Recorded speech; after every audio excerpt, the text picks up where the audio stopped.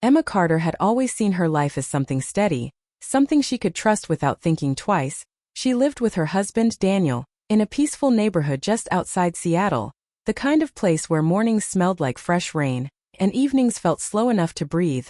Nothing about her life seemed dramatic or unpredictable. She worked as a freelance graphic designer, loved warm tea, long walks, and the rhythm of ordinary days. She believed marriage was built on loyalty, patience, and small daily acts of love, and for a long time she thought Daniel believed that too. Their home was the kind of place people admired, not because it was grand, but because it felt alive with warmth. Emma kept family photos on the shelves, lit candles on the weekends, and always made sure fresh flowers sat on the dining table. It wasn't perfection she chased, just harmony, something steady and safe. Daniel was a software engineer, quieter than Emma, thoughtful sometimes too. Absorbed in work, but always gentle in the ways that matter, or so she thought. The story really begins the day Emma packed a small suitcase for her weekend trip to Vancouver. Her sister, Megan, had been urging her to visit for weeks, promising slow mornings, laughter, and a break from routine. Emma finally agreed. Not knowing how much she would wish later that she never left, she hugged Daniel goodbye, kissed his cheek, and reminded him to rest during the weekend instead of filling it with work. He nodded, promised he would take it easy, and Emma believed him without hesitation. Their maid, Lily Thompson, arrived a few hours after Emma left. Lily was in her mid-20s, soft-spoken, with a gentle politeness that made it easy for people to feel comfortable around her. Emma had hired her 6 months earlier, mostly because work got busy and household chores piled up. Lily was efficient and kind, always respectful, never overstepping boundaries.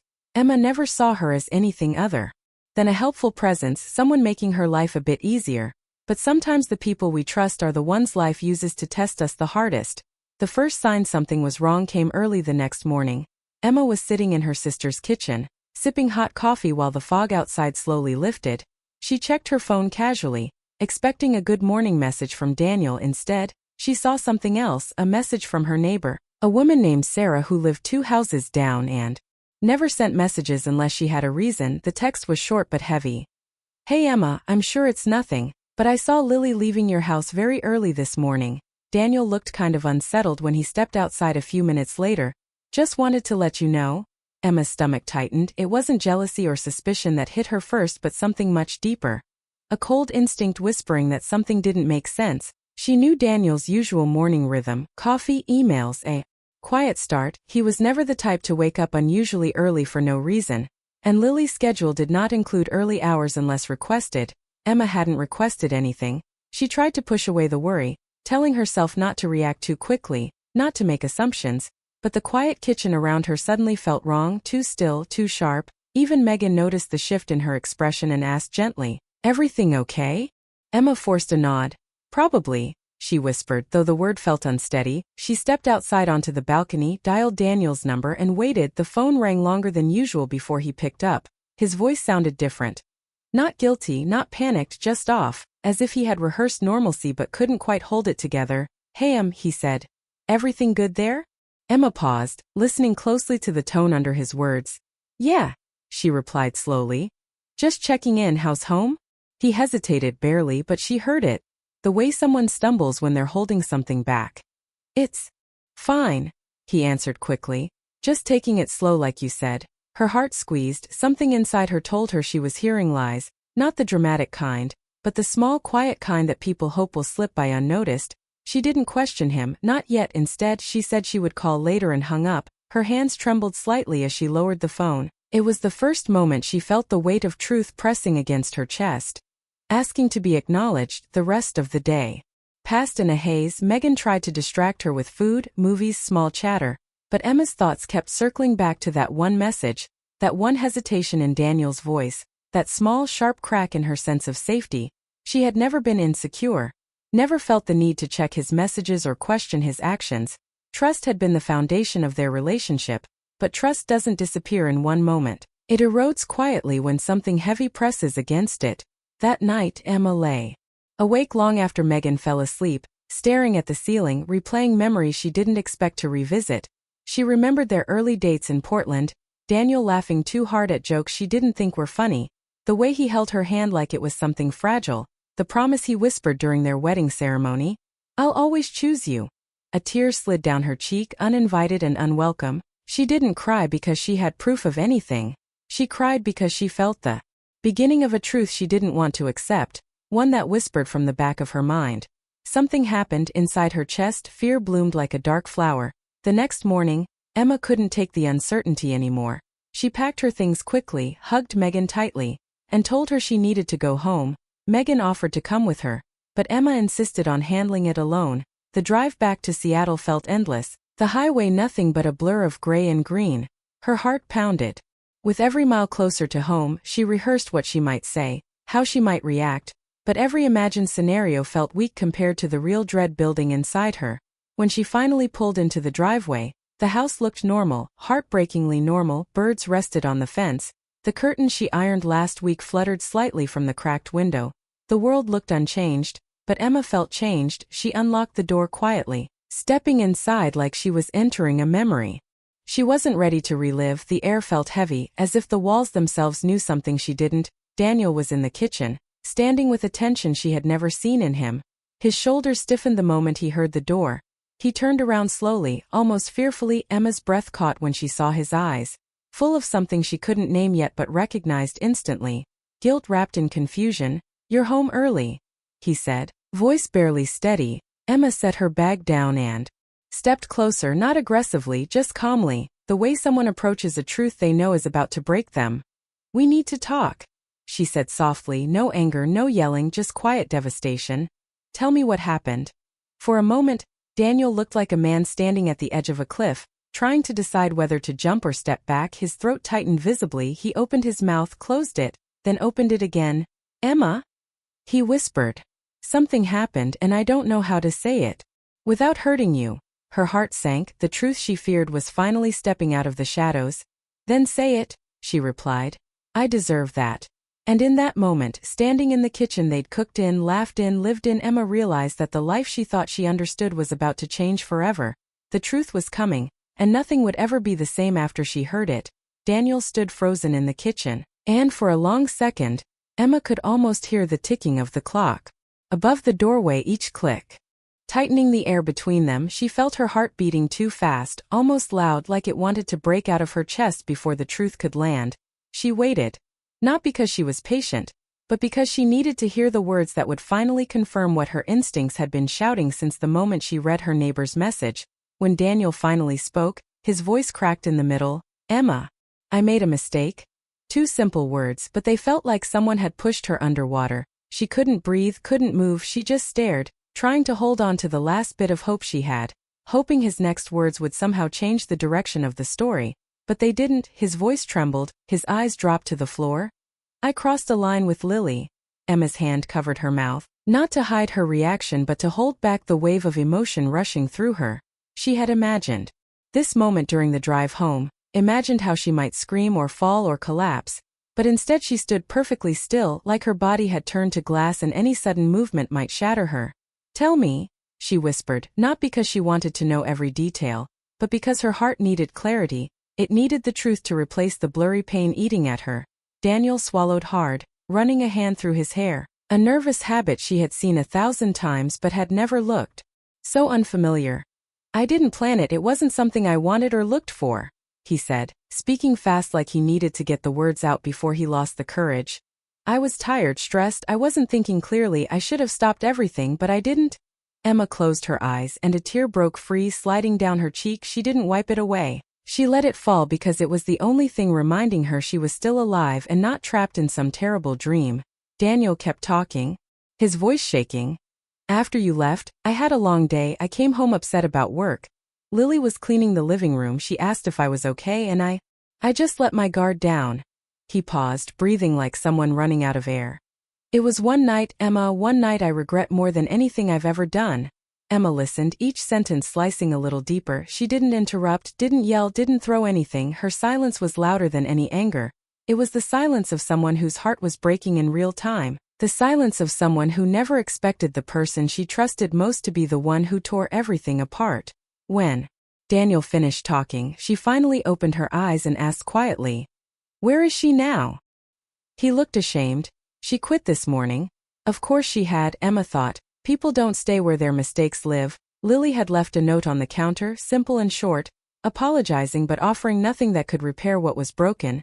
Emma didn't even have the energy to read it yet. The next few minutes passed in a blur. Emma walked into the living room because she couldn't stand being in the same space where the confession happened. Daniel followed slowly, afraid to get too close. Unsure if he should touch her or give her space, he kept whispering, "I'm so sorry." As if the repetition might soften the truth, Emma finally spoke, her voice sharp with hurt. "Do you even understand what you've done?" Daniel nodded, tears gathering in his eyes. "I do, and I hate myself for it." But Emma didn't believe he understood the full weight of the hurt he caused. "Not yet, maybe not ever." She took a deep breath, forcing her thoughts to steady. "I trusted you more than anyone," she said, her voice cracking. "I believed you would protect us, protect our marriage, even in the moments when I wasn't here." Daniel's face twisted with pain. "I failed you." Emma shook her head. "It's not just me you failed. You failed yourself."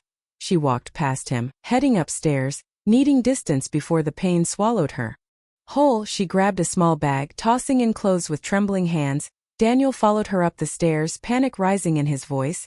"Emma, please don't leave like this." "I'm not running," she said without looking at him. "I'm protecting myself. I need space before I drown in what you've done." He tried to reach for her arm, but she stepped back instinctively, a movement that hurt him more than any words she could say. "You told me everything," she added. "But that doesn't erase it." Daniel wiped his face with both hands, trying to pull himself together. "Where will you go?" "To Megan's," she answered. "I need time to breathe, time to understand what my heart is telling me." The moment she walked out the front door, Daniel felt the house collapse into silence, the kind of silence that echoed. He sat on the bottom step of the staircase, his face buried in his hands, realizing he had broken something he didn't know how to fix. A mistake that lasted a few hours had now rewritten the future of his marriage. Meanwhile, Emma drove to Vancouver once more, but this time, the drive felt heavier, lonelier. Everything around her seemed too loud. The cars passing, the radio humming, the rain tapping softly against the window. Her thoughts were running too fast, clashing against each other as she replayed Daniel's confession again and again. When she reached her sister's house, Megan opened the door and instantly saw the pain in Emma's eyes. She didn't ask questions.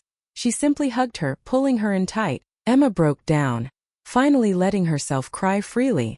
The kind of crying that shakes your whole body because the truth is too big to hold inside. Megan guided her to the couch, wrapped her in a blanket, and waited until Emma had the strength to speak. The words poured out in a trembling stream, and Megan listened, rubbing her back, whispering comforting words, grounding her in a reality that suddenly felt unfamiliar. The next few days were long and emotionally heavy. Emma stayed quiet most of the time, processing everything in layers. She thought about their early years, their wedding day, the promises they made. She thought about the dreams they shared. Buying a cabin someday, maybe having kids, growing old together. She thought about the way Daniel used to look at her, full of admiration and loyalty, and each memory felt like pressing on a bruise that wouldn't stop hurting. Daniel texted her every morning and every night, long messages filled with apologies, explanations, and pleas for another chance. He didn't try to justify what he had done. He didn't dare. He simply begged for the opportunity to prove he wasn't the mistake he made. Emma read every message but didn't respond. The pain was still too fresh, too raw, too close to the surface. She needed silence more than anything. She needed distance to figure out whether her heart was breaking or rebuilding itself piece by piece. One evening, while watching rain fall against the window, Emma realized something she didn't expect. She still loved him. The love didn't erase. The betrayal didn't soften the pain, but it was still there, stubborn and alive, and that realization hurt just as deeply as the confession had. Because loving someone who hurt you is one of the hardest emotions to carry, she whispered quietly to herself, love doesn't disappear just because trust does. But she also knew love wasn't enough, not on its own, not anymore. She needed honesty, growth, remorse. She needed proof that Daniel understood the depth of what he had broken. Only then could she decide whether there was anything left to save, whether the pieces of their marriage could be put back together or whether the damage was too deep to repair. The week pushed her into a kind of emotional clarity. Painful but necessary. She knew she couldn't stay away forever. She needed to go home, face him again, look into his eyes and see whether there was anything there worth rebuilding. So with a deep breath and a steady resolve, Emma packed her things once more, hugged her sister, and drove back toward Seattle, toward the home that held both her happiest memories and her deepest heartbreak. She wasn't returning to forgive, not yet. She was returning to decide. and she knew Daniel wouldn't be ready for the decision she was about to make. She knew it would shock him, change him, shape him, but whatever happened next, it would redefine both of their lives forever. When Emma finally pulled into the driveway of her Seattle home, she felt a sharp mix of fear and strength rise in her chest. The house looked exactly the same as when she left it, quiet, steady, ordinary. But she wasn't the same woman walking through the doors this time. She had spent a week carrying pain she never imagined she would face, and now she was returning to face the man who caused it, not to scream, not to fall apart, but to find clarity for herself. Daniel must have been watching through the window, because the moment she opened the door, he stepped out of the living room as if he had been holding his breath the entire week. His face looked thinner, tired, like he had lived a whole year in the few days she had been gone. He didn't rush to her, didn't reach out, didn't speak quickly the way some people do when they're desperate. He just stood there, eyes filled with fear and hope, as if he wasn't sure which one she had returned to give him. "Emma," he said softly, almost like her name was a prayer. He wasn't sure he was allowed to speak. She set her bag down slowly and looked at him, really looked at him. For the first time since the truth came out, he looked broken, but not in a way that made her pity him. He looked like a man who finally understood the weight of the choices he made. She felt a quiet ache in her chest, not from anger, but from seeing someone she loved in a state she never wanted to see him in. "We need to talk," she said, her voice steady, not wavering the way it did the week before. Daniel nodded. "I know." And for the first time he didn't try to touch her or reach for her. He simply stepped aside and let her walk into the living room, allowing her space, allowing her control, his respect, something he had failed to give her when she needed it most, returned with sincerity in this small, careful gesture. They sat across from each other, the coffee table between them feeling like a long, invisible line marking the distance his actions had created. For a moment neither of them spoke. The silence wasn't hostile, just full of everything that had happened, everything that might still happen, everything they had to decide. Emma was the one who finally broke it. "I'm not here to punish you," she said calmly. "But I'm also not here to pretend like nothing happened." Daniel nodded, eyes never leaving hers. "I don't expect forgiveness, not now, maybe not ever. I want to talk, I want to explain, I want to do whatever I need to do to fix what I broke." Emma took a deep breath, letting his words settle. "You hurt me deeply," she said. "Not just because of what you did with Lily, but because you forgot who we were, you forgot what we had built." Her voice didn't shake this time, it carried strength she never knew she had. Daniel's eyes filled with tears.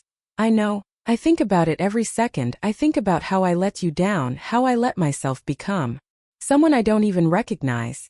Emma shifted slightly on the couch, crossing her hands in her lap. "I spent this week remembering everything," she said. "The good years, the hard years, the promises we made, and I kept asking myself, is love enough?" Daniel held his breath, waiting, terrified of her answer. "And the truth is," Emma continued, "love is not enough on its own. It needs honesty, effort, growth, and right now we don't have those pieces."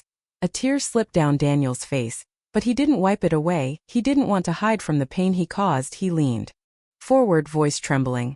"I want to rebuild those pieces, Emma. I know it won't be easy. I know I don't deserve a quick answer or easy forgiveness, but I'm willing to do whatever it takes. Therapy, counseling, whatever you need." Emma looked down for a moment, letting his words sink in. It was strange, she thought, how heartbreak could soften someone just as much as it hardened them. She didn't feel hatred toward him, only a weary sadness mixed with a small, unexpected spark of hope. The combination didn't erase the betrayal, but it created space for something else, possibility. She raised her eyes back to his. "I'm not leaving," she said quietly. Daniel gasped softly, the shock visible on his face. He had been preparing himself for the moment she walked out forever, and now she was telling him the opposite. "I'm staying," Emma repeated, her voice stronger this time. "But not because I'm ready to forgive you, and not because I'm pretending everything is okay. I'm staying because I want to see if we can rebuild something honest, something healthier than what we had before." Daniel covered his face with his hands, overwhelmed by the relief flooding through him. Then he lowered them again and looked at her with a sincerity she hadn't seen in a long time. "I won't waste this chance," he whispered. "I promise you that." Emma nodded, but she didn't smile. "You don't get to promise your way out of this," she said gently. "You have to show it over time through actions, not words." Daniel agreed instantly. "I understand." She took another breath, preparing to speak the hardest truth she had brought home with her. "I still love you," she admitted. "And that makes this even harder. Loving someone who broke you hurts in a way nothing else can. Daniel closed his eyes, tears falling again. I love you too, I never stopped, I never wanted to lose you. But love isn't the question right now, Emma replied quietly. Trust is. There was a long pause between them, not cold, not angry, just honest. Emma continued. If we're going to rebuild, it has to be slow, it has to be real, we can't rush it, we can't pretend we're okay when we aren't, and you need to understand that some days will be harder than others. Daniel nodded. I'm ready for whatever it takes. They talked for hours, not about the details of what happened but about the deeper issues beneath it. Daniel admitted he had been overwhelmed, stressed, disconnected, and instead of talking to Emma, he had let his emotions spiral into something destructive. He owned every mistake without deflecting, without blaming, without excuses. For the first time in a long time, he was completely transparent with her. Emma listened carefully, not to comfort him, but to understand the landscape of their brokenness. She asked hard questions and he answered honestly. She told him the moments that hurt most, and he listened with the humility of someone who finally saw the consequences of his actions with painful clarity. By evening, the heavy storm between them began to shift into something quieter, not healed, not resolved, but softened. The air between them wasn't sharp anymore, just heavy with truth, bruised but breathable. The next weeks were slow and fragile. Daniel slept in the guest room because Emma needed emotional space before she could accept physical closeness again.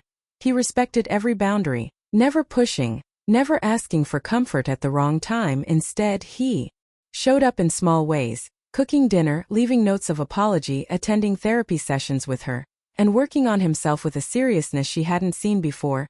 Emma didn't rush herself. Some mornings she woke up angry, other days sad, and some days she felt almost normal. Healing wasn't a straight line. It was a slow climb through uneven terrain. But she climbed. Months later, on a quiet evening, they sat together on the porch watching the Seattle sky melt into soft colors. Emma leaned her head gently against Daniel's shoulder for the first time in months, a small gesture, but one filled with meaning. He whispered, "Thank you for not giving up on me." Emma closed her eyes, feeling the warm evening air brush her skin.